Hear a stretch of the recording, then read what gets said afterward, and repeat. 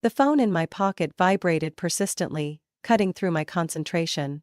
The midday heat was stifling, with the sun spilling over the small awning of the makeshift clinic where I was volunteering, casting long shadows on the dusty ground.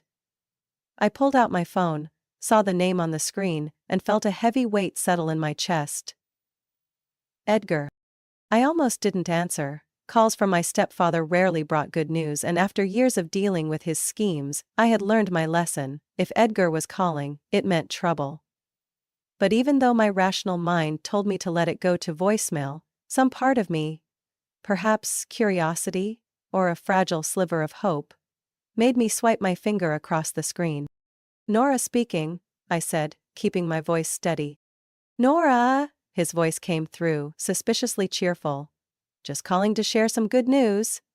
I just sold the lake house." I froze. A wave of heat surged from my stomach, and I had to grip the wooden doorframe to steady myself. "You did what?" "Sold it," Edgar repeated, as if it were the most obvious thing in the world. "No point in holding on to a place you never use, right? I figured it would be best to put it to good use, solving some financial issues, mine of course." He let out a smug chuckle, and his tone alone made me want to throw my phone to the ground. "I am Nora, 33 years old, a volunteer doctor who often works in remote areas." The lake house Edgar was talking about wasn't just another piece of real estate. It was the only place that had ever truly felt like home. My mother bought it when I was a child, and I had spent countless summers there, watching sunsets over Lake Michigan, roasting marshmallows by the fire, and feeling more at peace than anywhere else. After my mother passed away 6 years ago, it became my refuge, the place I went whenever I needed healing. And above all, it didn't even fully belong to me or Edgar. I co-owned it with my best friend Jenna, who had helped me restore every brick, every door of that little house. I clenched my jaw, forcing my voice not to shake. "You had no right to sell it. It's not just my house. Jenna is a co-owner." "Oh, don't be so dramatic," Edgar sighed, irritation creeping into his voice when I didn't react the way he expected. "You never go there, and Jenna's busy with her own life. I was just doing you a favor. Isn't it a waste to keep a place no one's using?" I gripped my phone tighter, my mind spinning with anger. Edgar had never done anything for my benefit. He had spent years trying to leech off everything my mother left behind, from the insurance money to the smallest keepsakes. But this time, he had gone too far. "Don't get all worked up," Edgar continued, his tone patronizing, as if soothing a child. "I know you have feelings for the place, but life moves on, sweetheart. And hey, at least now you don't have to worry about maintenance, right?" I closed my eyes and took a deep breath. My thoughts were a tangled mess. I couldn't stand here and keep having this conversation. I needed to act. "Don't call me again," I said firmly, hanging up before he could say another word. Standing there, my chest tightened, anger and frustration twisting together like a storm. But amid the panic, one thought cut through the noise. He couldn't do this. The house wasn't his. And if Edgar thought I would sit back and let him take away the one place that mattered most to me, he had made a serious mistake. I stood frozen, phone still clenched in my hand, my heartbeat pounding like a war drum signaling an impending storm. Did Edgar really think I would let this slide? That I would just accept him selling the lake house? The only place that still held the best memories of my mother? No, no way. I dropped onto the worn wooden chair outside the clinic, struggling to contain the fury rising inside me. That house wasn't just a property, it was home.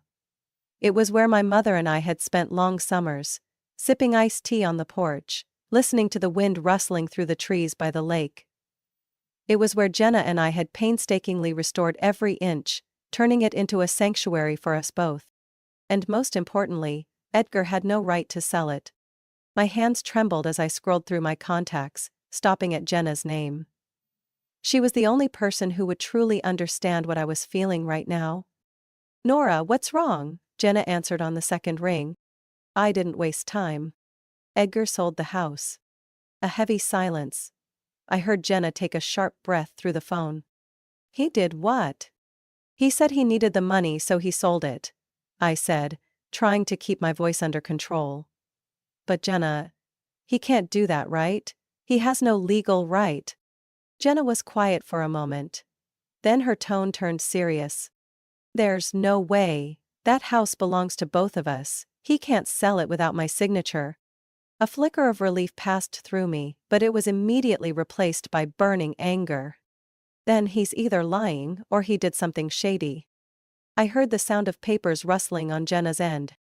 I'm going to double-check the deed, but legally, he can't do anything without my approval.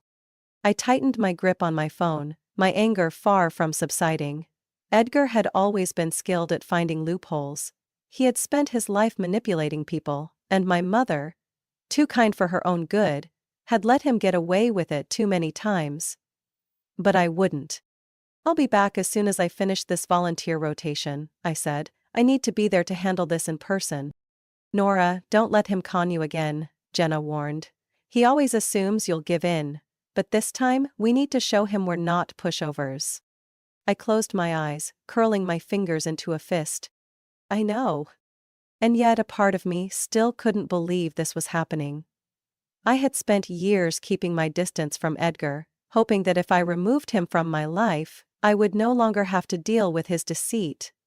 But clearly, that had been a foolish illusion. He would always find a way to take advantage of me.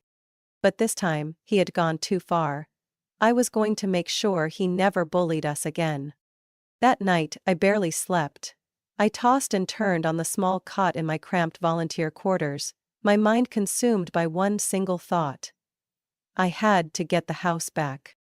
The next morning, just as the sun began to rise, my phone rang again. Jenna.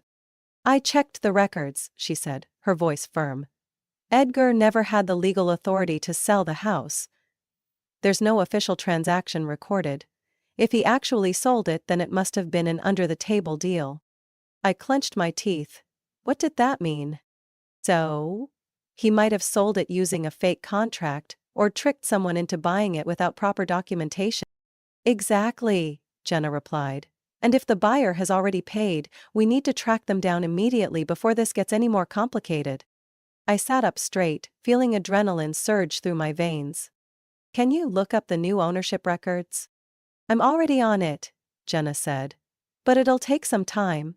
In the meantime, be prepared. We might have to confront Edgar directly. I took a deep breath, feeling years of pent-up emotions rising to the surface. Edgar thought he could outsmart me. He thought I was still the timid girl who used to shrink back whenever he raised his voice. But he was wrong. I wasn't going to let this happen. I set my phone down, taking a deep breath to steady my emotions. Jenna had confirmed that Edgar had no legal right to sell the house. But that didn't mean he would stop trying. If there was one thing I knew about Edgar, it was that he always found ways to turn his wrongdoings into an even bigger mess. I couldn't sit back, I had to act immediately. I need to find out who he sold the house to, I told Jenna on our next call. We need to know how far this transaction has gone before it's too late. I'm searching the system now, Jenna said, the sound of her typing filling the background. But if the transaction was unofficial, it won't show up in public records right away. I might have to check directly with the local notary office. Do it, I said immediately. Meanwhile, I'll call the real estate agent and see if they had any involvement in this. Jenna agreed, and we quickly mapped out our next steps. I found the number for Karen, the real estate agent who had helped my mother buy the house years ago. I wasn't sure if she was involved in this transaction, but if anyone could provide information, it would be her. Karen picked up after the second ring. Nora, it's been a while, is everything okay? I gripped my phone tightly, trying to keep my voice calm. Karen, I need to ask you something. Do you know anything about a recent transaction involving the lake house? A brief silence. The lake house? Karen's voice held a note of caution. I don't have any official records of such a transaction, but a man named Edgar contacted me about a week ago.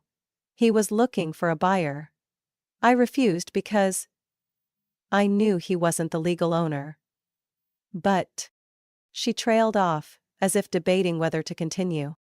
"But what?" I pressed. "I heard he reached out to a private buyer," she admitted. "Someone willing to pay in cash, without verifying the ownership records immediately." My stomach dropped. That meant Edgar had tried to sell the house in secret, outside of official channels. "Do you know who the buyer is?" I asked, forcing my voice to stay steady. "I'm not sure, but I can ask around. If I find anything, I'll let you know immediately." "Thank you, Karen," I said, though the tension in my chest didn't ease. "You've been a huge help." "Be careful, Nora," Karen warned before hanging up. "Edgar is not to be trusted. If he's gone this far, I doubt he'll back down easily." I clutched my phone, fully aware of one thing: Edgar wasn't just trying to deceive me. He was trying to cheat the system. An hour later, Jenna called back. "I just got back from the notary office," she said, her voice tense. "There are no official transfer records filed. That means if Edgar has already taken money from someone, the sale hasn't been finalized yet." I exhaled sharply, relief washing over me. There was still time. "We need to act fast," I said. "If we don't, the buyer might try to finalize the paperwork before we can stop them." "I've already contacted a lawyer," Jenna said. "He's drafting a cease and desist letter to send to Edgar. It'll warn him that if he moves forward with this, he'll be sued for fraud." "Good," I said, feeling a sense of control returning. "We should also notify the buyer that this deal is illegal," Jenna added. "If they know, they might back out." "I'll handle that," I replied. "Karen might be able to help identify them." Jenna sighed. "Are you ready to confront Edgar?" I closed my eyes and took a deep breath. The answer was clear. This time, I'm not backing down. That night, I sat at my small desk, reviewing every document. The co-ownership agreement between Jenna and me was safely stored. I also took screenshots of Edgar's past messages, documenting every instance where he had mentioned selling the house. All of it was evidence. A text from Jenna popped up. "The cease and desist letter has been sent. Let's see how he reacts." I leaned back in my chair, feeling a small weight lift off my shoulders. But I knew the real battle was far from over. Edgar had never let go of anything easily, and I was prepared to fight until the end. My phone vibrated in the middle of the night. A familiar number flashed on the screen. Edgar. I stared at it for a few seconds, debating whether to reject the call or face him head on. But I knew Edgar. If I didn't answer, he would just keep calling. And I didn't want him to think I was avoiding him. Elfreda thumped the wooden piazza as she walked into the house. "I'm declud." I pressed the answer button, keeping my voice steady. "Nora speaking." Edgar's voice came through immediately, smug and taunting as always. "Oh, so you finally decided to pick up. I thought my sweet little stepdaughter was too busy ruining everything." I tightened my grip on the phone, forcing myself to stay calm. "I'm not ruining anything, Edgar, I'm just protecting what's mine." "Yours?" he scoffed. "That house is a family asset, Nora. I'm just handling it in the most reasonable way. You barely go there and I have debts to pay. Simple as that." I took a deep breath, keeping my voice steady. "That house doesn't belong to you, it belongs to Jenna and me, and you had no right to sell it." "Oh, don't be so stubborn," Edgar whined, his tone shifting to a fake plea. "I did this for the greater good. You should be thanking me for saving you the hassle. Do you really plan on keeping that place forever, just to let it fall apart?" I let out a short laugh, but there was no humor in it. "If you truly cared about my well-being, you wouldn't have gone behind my back and sold it in secret." A long silence stretched between us before his voice dropped, laced with irritation. "You think you're so smart, don't you? But I've already sold it. There's nothing you can do." I leaned back in my chair, keeping my tone composed. "You're wrong. That sale is invalid, Edgar. Without Jenna's signature, the transaction has no legal standing. The cease and desist letter has already been sent. I assume you've read it?" Another silence. I could sense his hesitation even without seeing his face. "It's just a damn piece of paper," Edgar snapped. "You think a lawyer's letter is going to scare me?" I shrugged, though he couldn't see me. "I don't need you to be scared. I just need you to understand one thing. You're not going to win this. Think of it as me borrowing the house, he said, his voice suddenly softening, trying to negotiate. I'll give it back once I have the money. This time I actually laughed, a sharp, mocking sound. So, what are you gambling it away on this time? Edgar didn't respond right away. I could hear his frustrated sigh. Nora, you're blowing this out of proportion. Just let it go and we'll figure something out. This is me figuring it out, I said firmly. Forget about selling the house. If you keep pushing, I'll take this to court. Edgar cursed under his breath and hung up abruptly. I exhaled, realizing my hands were shaking slightly. But I wasn't afraid. I was no longer the girl he could manipulate. The next morning I woke up with a sense of unease. Something told me Edgar wasn't going to back down. And I was right. At 10 a.m., there was a loud knock at the door. I stepped forward, unsurprised to find Edgar standing there, arms crossed over his chest, his face set in a defiant scowl. We need to talk, he said, barging into the house without waiting for an invitation. I crossed my arms, staring him down. I don't think there's anything left to say. Edgar dropped himself into the armchair like he owned the place. How long are you planning to drag this out? He asked, sounding almost tired. This stubbornness isn't going to get you anywhere. I stood firm. I'm not being stubborn. I'm protecting my legal property. Edgar's eyes narrowed. Are you really going to sue me? I'm not going to sue you, I said coolly. I am suing you. For the first time, I saw him falter. Maybe he had assumed I was bluffing, that I still had the same soft spot I once did. But this time, I wasn't backing down. Edgar stood up abruptly, slamming his hand on the table. Do you realize this could ruin my life? I met his gaze without flinching. That's your choice, not mine.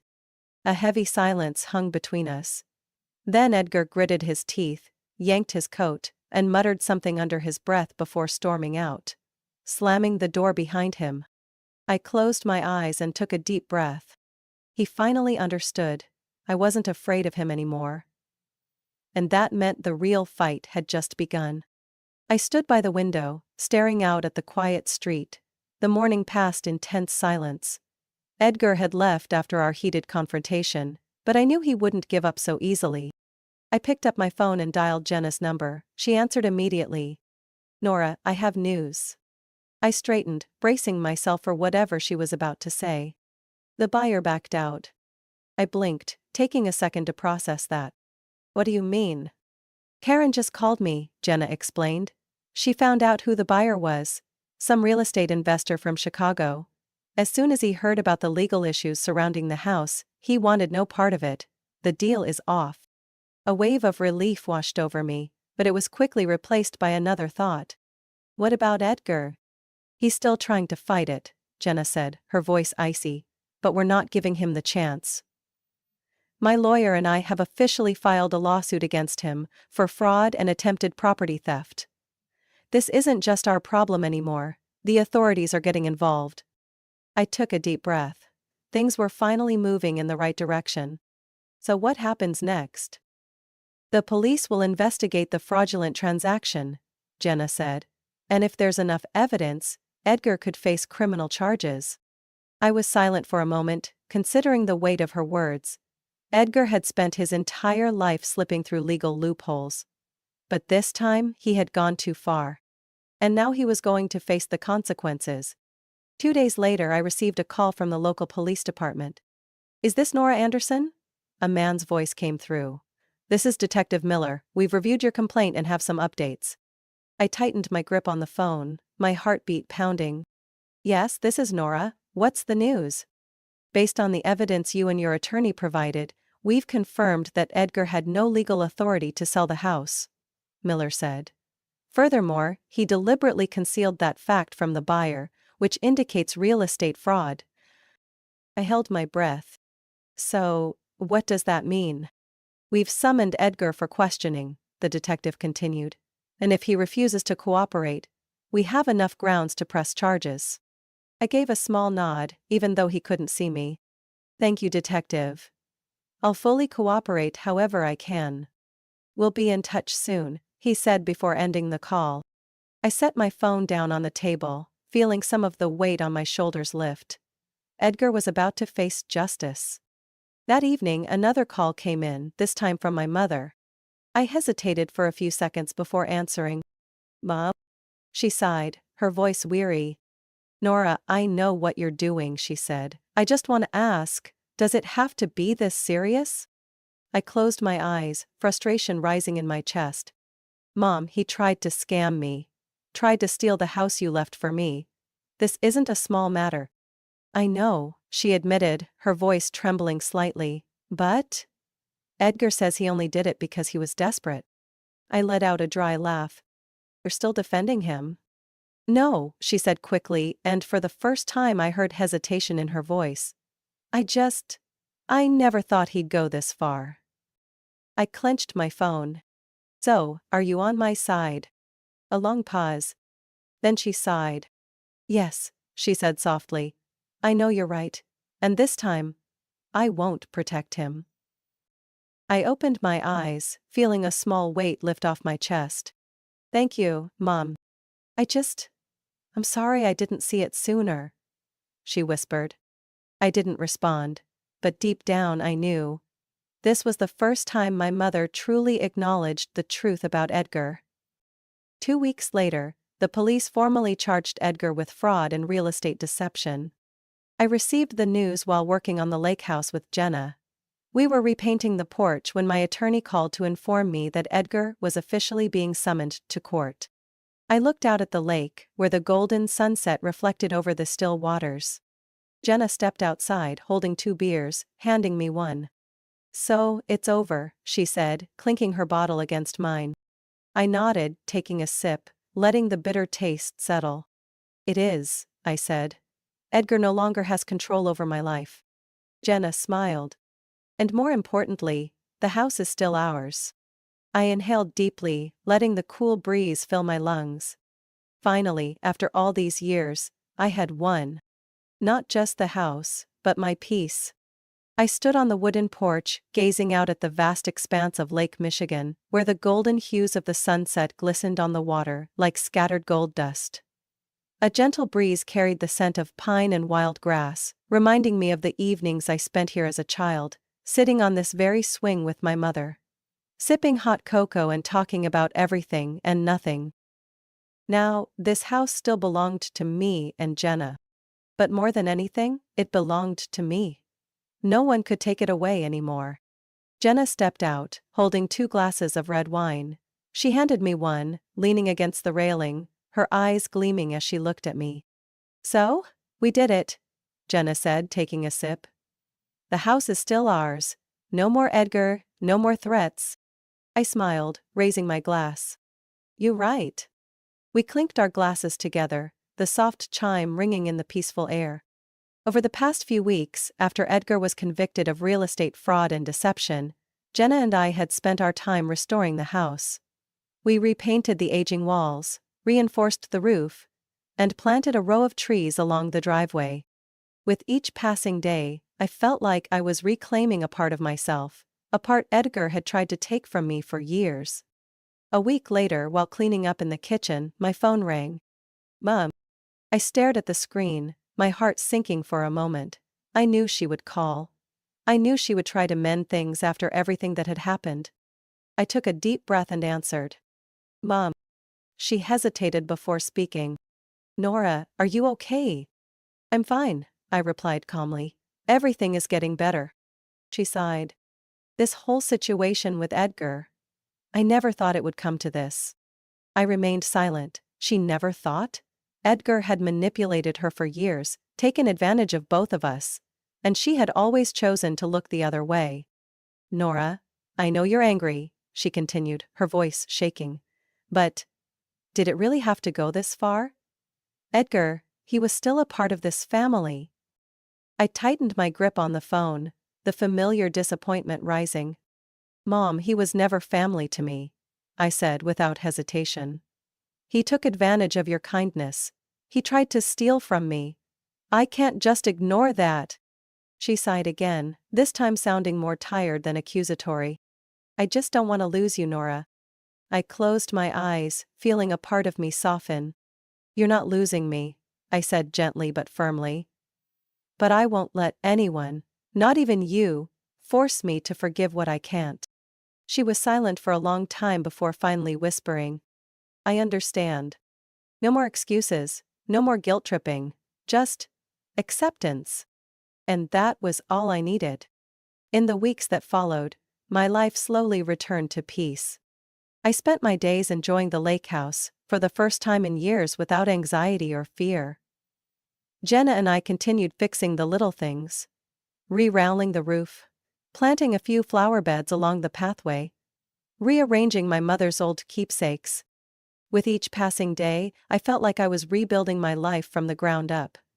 One evening as we sat on the porch, glasses of wine in hand, Jenna turned to me. "So, what's next for you?" I gazed out at the lake, where the moonlight shimmered on the calm surface. "I'm going to keep living my life," I said.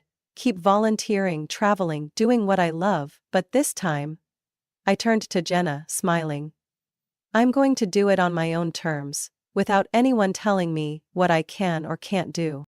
Jenna nodded, lifting her glass. "You deserve that." I clinked my glass against hers, feeling lighter than I had in years. Edgar could no longer control me. My mother had finally accepted the truth. And most importantly, I had reclaimed myself. I, I had learned to set boundaries, and I would never let anyone cross them again. The night breeze swept across the porch, carrying the scent of pine and the taste of freedom. For the first time in years, I felt truly at peace. Nora's story is not just about reclaiming a house, it's about reclaiming herself. In life, we sometimes find ourselves manipulated by those we love, trapped by guilt and obligations. But like Nora, we must learn to set boundaries and stand up for our rights. Forgiveness does not mean enabling, and kindness does not mean allowing others to control us. In the end, true peace and freedom come when we have the courage to protect ourselves. What do you think about Nora's decision? Have you ever faced a similar situation? Share your thoughts in the comments below. And don't forget to follow this channel for more powerful stories about family and life.